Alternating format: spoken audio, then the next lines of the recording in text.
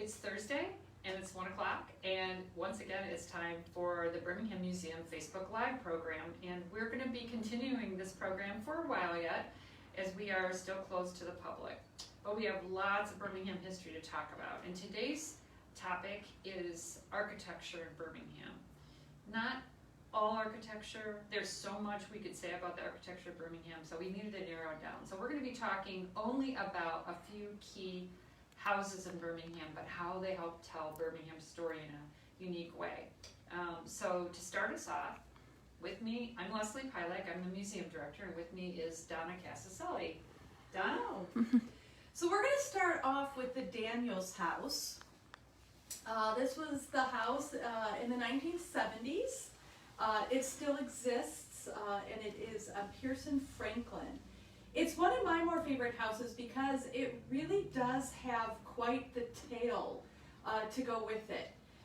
It is registered as being built in 1831, but we've pretty much figured out that that is impossible because the gentleman who built it, Hiram Daniels, doesn't get to Birmingham till about 1831 in November, December, when him and his sister Clarissa buy the plot of land that this house is going to sit on. So no plot of land, no house. We really think that the house was dated much later because of a diary post. Hiram Daniels was not the best diarist, but he does mention at some point in 1835 that his sister and her husband come over to visit him in his hut. Now, this is not what would be considered a hut back then. This has 7 rooms and is over 1,000 square feet. When you look back at the terminology in the 1800s, a hut is kind of what we would think of as a shack today. A hut was a temporary building, maybe a little log cabin, maybe even something simpler than that. Basically, something thrown quick together while you built your house on the land. So in 1835, he's still living in what he would term as a hut. He is also a military man, and a hut in the military was, yet again, just something thrown together just real quick while you did something more permanent. We know it's 1835 because Clarissa is not married until 1835, and she comes over with her new husband. Hiram Daniels will go to Flint, and meet his wife and bring back Rhoda Bingham as his wife in 1836. So we figure the house is probably built no earlier than 1835, 1836, maybe even a little bit later. Poor Rhoda may have had to live in that hut as well until this house was being built. One of the key things about the house that stands now that dates it later than 1831 is some of the detailing that was used on it, which appears to be original. And the fineness of the structure, the size of the structure, all of that suggests that sawmills were available and operating, and that workers were available to build this house. And that was not likely to be any earlier than about the time that, like Donna had pinned down that 1836 date, and you know, I think this house is no earlier than 1836, it may actually be a little later. Now, interesting about the family that moved in here, Rhoda Bingham Daniels, we have a lot of her correspondence, some of Hiram's correspondence as well. And I think one of the saddest tales of this house is that Rhoda's first 3 children all died within the first year of their life.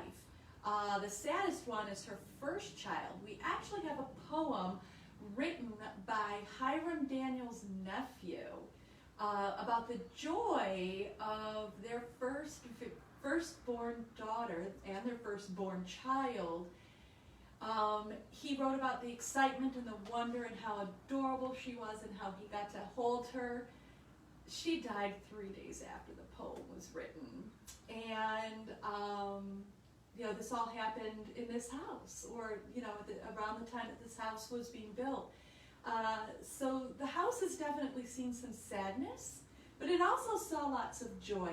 We also know that quite a few of the children survived into adulthood, and children and grandchildren and great-grandchildren occupied this house. So the house would be passed down for several generations in the Daniels house before it would finally be sold to the public.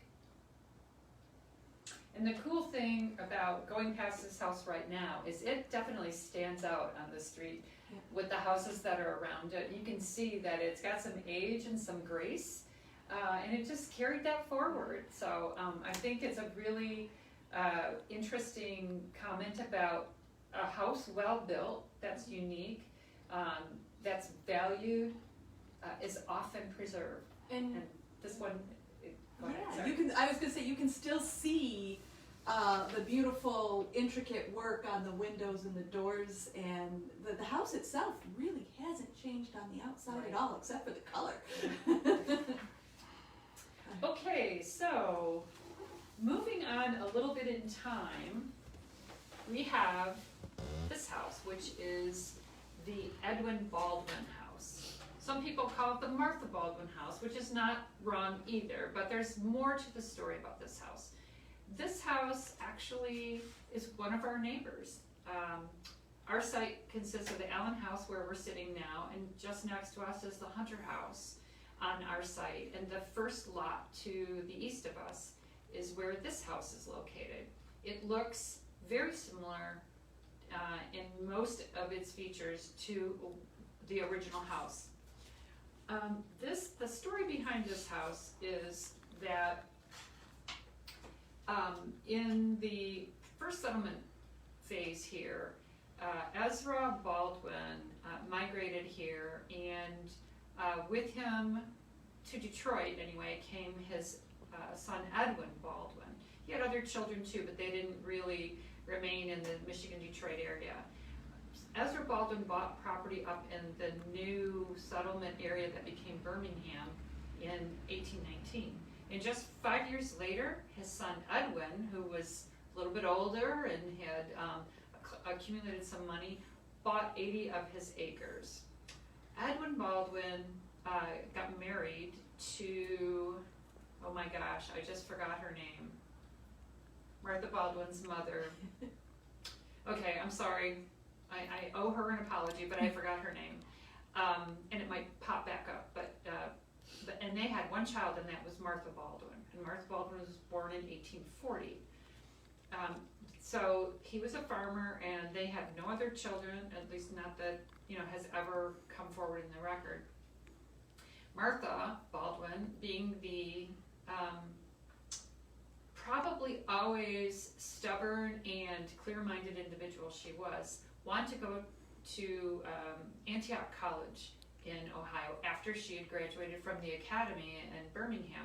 And she had a lot of talents. She had no suitors to speak of, so it looked like that was going to happen. And the family would have sent her there, except something changed in their circumstances. So Edwin, her father, sold the farm and purchased the lot in Birmingham that is next to us, and instead built this house once again. I'll show that picture. For his older age, and it was built in 1859.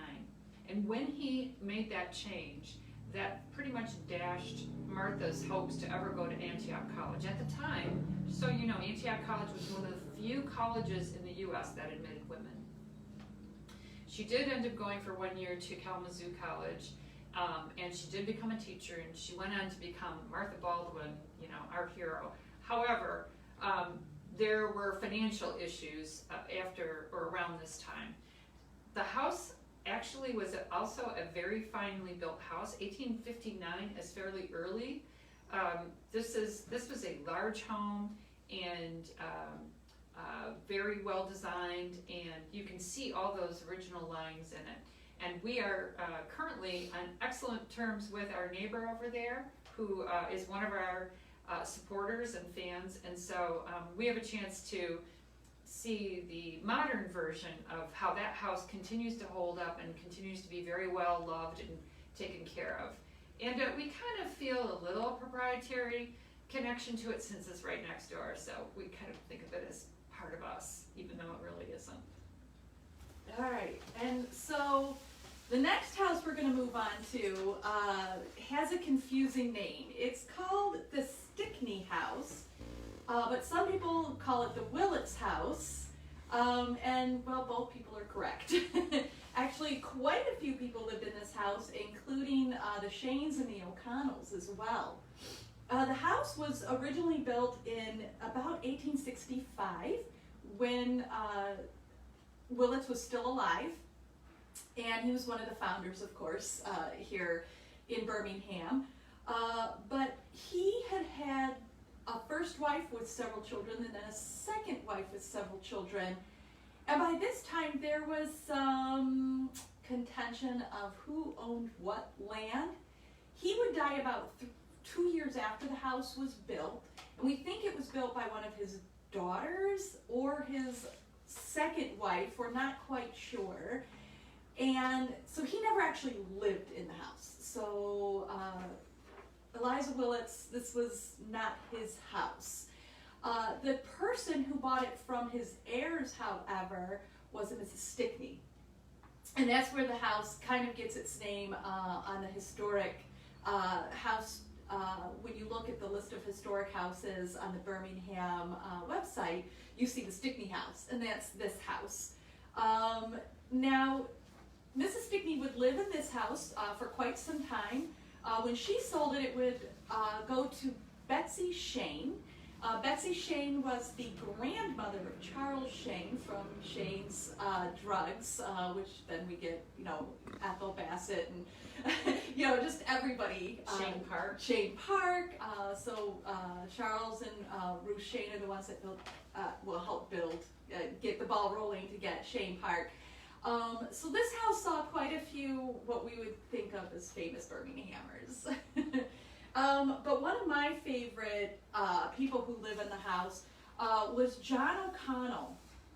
And the reason is that John O'Connell would build a little barn out back and turn it into a grocery store. Now, he had been a baker and owned a bakery in downtown Birmingham for quite some time, but he was also known as one of the best cabinet makers in Birmingham and a construction worker. He also built several homes, and he was just really well known and really, really well liked. But in his 70s, he decided to hang up his hammer, and he built this beautiful barn and turned it into a grocery store where he basically sold candy and other treats, school books and slates, and in several reminiscences of Birmingham in the 1970s in their oral histories, they talk about going to John O'Connell's grocery store for candy because that was the place to be. Now, this barn would eventually see several different lives. Obviously, it was a grocery store. But after John O'Connell passed away, the home was then sold to the Clarks. And the Clarks had a couple young boys who turned this barn into what they called the bunkhouse.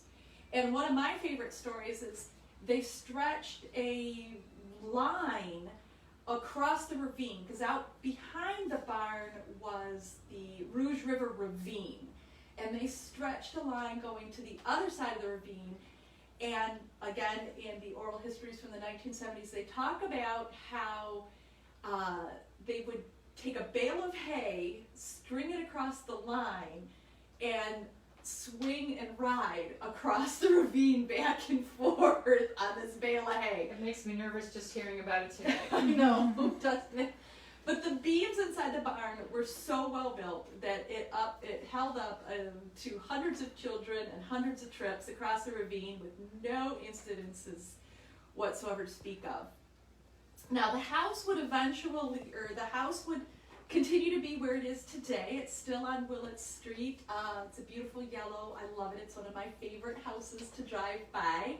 But the grocery store and then the barn would actually be moved whole down Woodward Avenue in the 1970s, where it would take up residence at 1570 Pierce Street across from the school.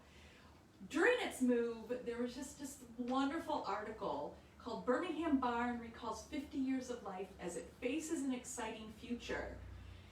And I love this article because it's written in the barn's view. So it's like, I was built by, and it goes on to how the barn is looking forward to becoming a house, and hopefully that all the children will continue to be born and live in the house, and that it was going to be across the street from a school, and perhaps it could continue adding joy to people's lives.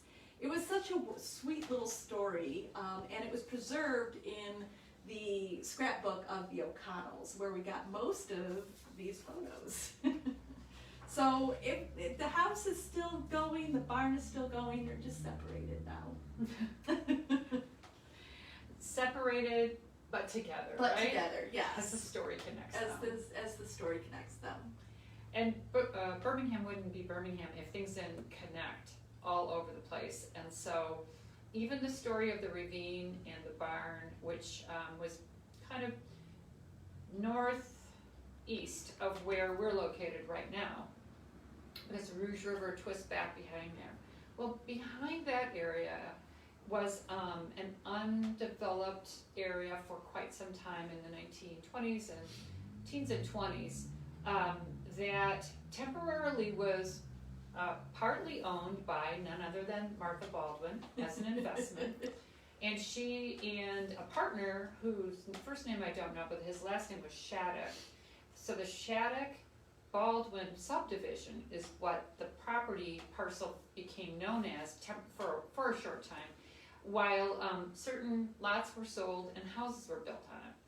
That was the time when a very important for Birmingham especially architect lived in Birmingham and was brought in on lots and lots of projects, and that's Wallace Frost. It doesn't make sense to me to tell one story about one Wallace Frost house, because we still have a number of them, and he's been researched pretty well in terms of his homes in Birmingham. And his career spanned quite a long time, so his earlier homes are really more the revival style of the teens and 20s, and somewhat in the 30s, and then his later style is really more the mid-century modern, and so we have some of both in Birmingham, even though some are gone. And so let me tie in a little bit about Wallace Frost and about the Baldwin Shattuck subdivision. There is a book that is in the Baldwin Library, and we have this is a photocopy of it, which is called Wallace Frost, His Architecture in Birmingham, Michigan. If you ever want to know about him and some of his stylistic features and so forth, this book was an exhaustive study that was done in the 1990s by folks right here in Birmingham, architects and historians. But what I wanted to point out first is that, explain is that in this property, which is behind the museum, there is a street right now whose name is Tooting Lane. And it's a private street, it's a dead-end street, and it twists and turns, and there are these houses that are sort of tucked in as you go down Tooting Lane. Even though it's private, I have been on it. I was invited though, just so you know. The Tooting Lane that we know now is believed to be actually a former driveway that during this time that the Baldwin Shattuck subdivision was in transition, that there was, whose name I can't remember, but there was a woman who had a large home built, and she had a large parcel there, and she had a long driveway that went along the ravine and then went up to a house on the upper area. And that house doesn't exist anymore, but it's believed that the driveway became Tooting Lane. And Tooting Lane is a big part of Wallace Frost's story because his own house was on that street, and there are a number of Frost houses still on that street.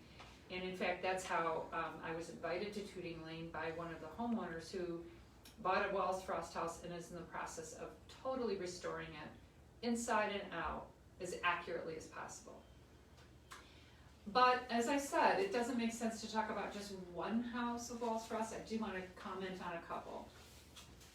In the 1920s, it was very popular for like country life in America and sort of that upper class, you know, the Hunt Club set, who had large sprawling estates, many of which I should say were in the Bloomfield area, to publish magazines and so forth that sort of showed like who built what and who designed it and what the inside looked like. And these are great resources. One of them that was published for a short time was called The Afterglow. And it is available at the Bloomfield Township Library online. Wallace Frost's own home appears in The Afterglow in 1926. So it looks like this, and it's on Tooting Lane.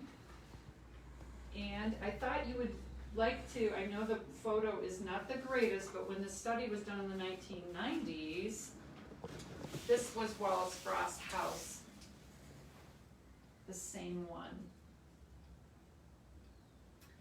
And interestingly, we don't have all of Wallace Frost's houses, but in the Afterglow on a different date, this was identified as a house designed by Wallace Frost. And from what I can tell, this particular house does not exist anymore. And it's not identified by the street, but rather by the people who built it, the residence of Mr. J.A. Gilray, Birmingham. Last but not least, before we leave today, I talked about the interiors that sometimes were shown in these magazines. And this is the interior. I have 4 pictures to show you of a Wallace Frost house. I think it's in Poppleton Park, that was built for the Deer family. I'm not really sure if this house exists anymore, but of course this just gives you the idea of the interior design.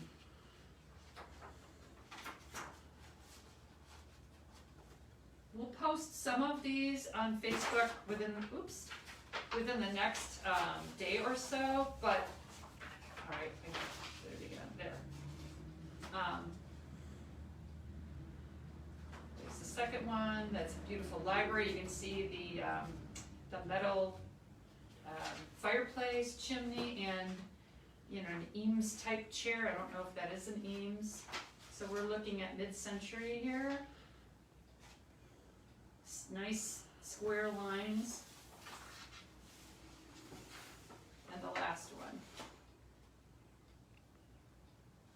So if you or anyone you know has a Wallace Frost house that may not have ever been documented, make sure and let us know. We'd love to know more about that.